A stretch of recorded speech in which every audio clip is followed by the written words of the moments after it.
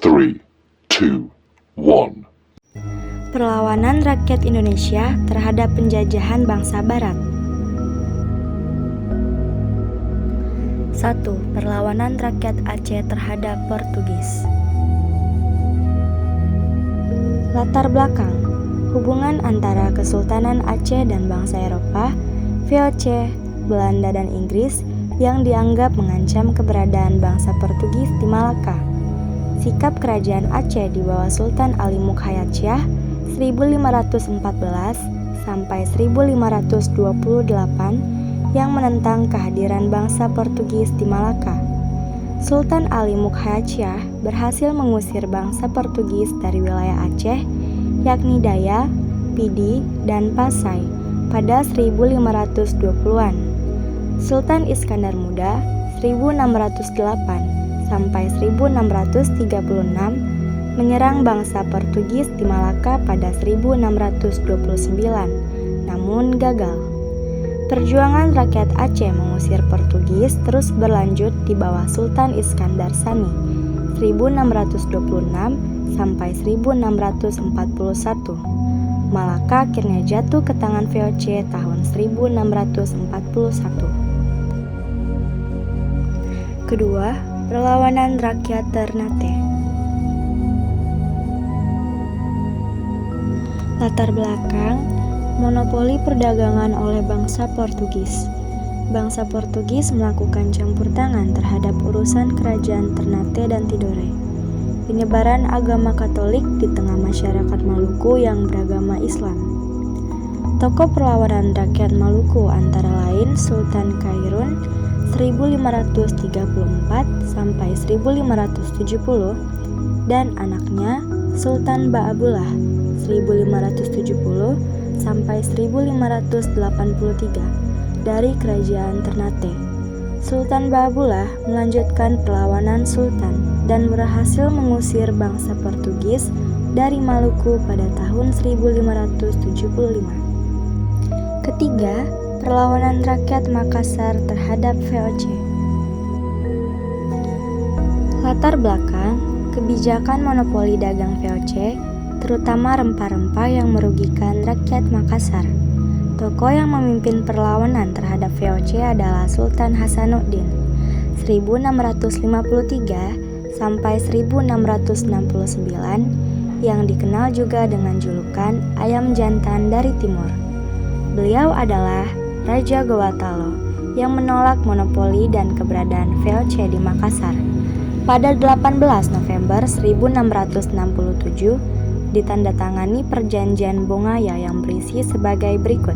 1. Kesultanan Gowatalo mengakui monopoli perdagangan VOC. 2. Pedagang asing selain Belanda dilarang berniaga di wilayah kekuasaan Gowatalo. 3. Kesultanan Gowatalo harus membayar ganti rugi perang. 4. VOC diperbolehkan mendirikan benteng pertahanan, Benteng Rotterdam. 5. Kesultanan Gowatalo harus mengakui kedaulatan Kerajaan Bone.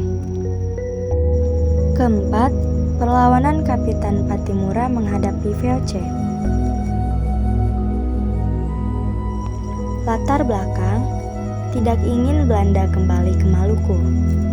Pada 1810 sampai 1816, Hindia Belanda termasuk Maluku dikuasai oleh Inggris.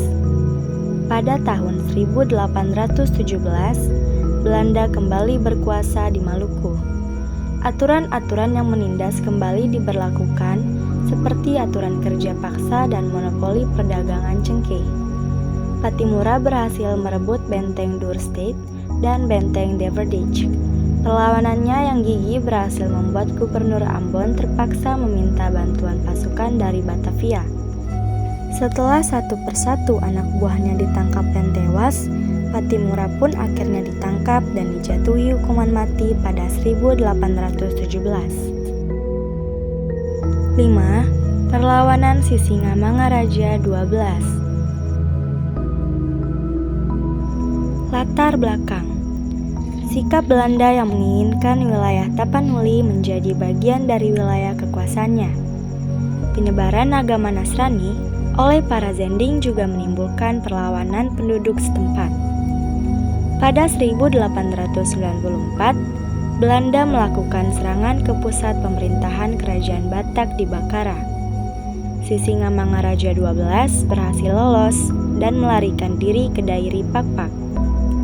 Pada 1907, Belanda kembali melakukan serangan dan menangkap anggota keluarga Sisingamangaraja XII. Sisingamangaraja XII tidak menyerah dan terus melanjutkan perjuangannya. Pada 17 Juni 1907, Sisingamangaraja XII tewas dalam pertempuran di hutan Simsim. Keenam, Perang Aceh menghadapi VOC. Latar belakang. Perjuangan rakyat Aceh sangat sulit untuk ditaklukkan, hingga akhirnya berkonsultasi dengan orientalis Belanda, Snow Kurgrunge, 1857 sampai 1936. Belanda menerima saran Snow Kurgrunge dengan mengadu domba kaum bangsawan, Ule Ebalang, dengan kaum ulama. Pada 1903, pasukan Marsose yang bertugas menghancurkan kantong pertahanan rakyat Aceh dengan cepat menewaskan Teuku Umar. Perlawanan rakyat terus dilanjutkan oleh istrinya, Cut Nyak-din. Pada 1905, Cut Nyak-din ditangkap dan diasingkan ke Sumedang. Sekian pembahasan dari saya. Mohon maaf jika ada kesalahan kata atau pengucapan yang kurang jelas. Saya akhiri, terima kasih banyak.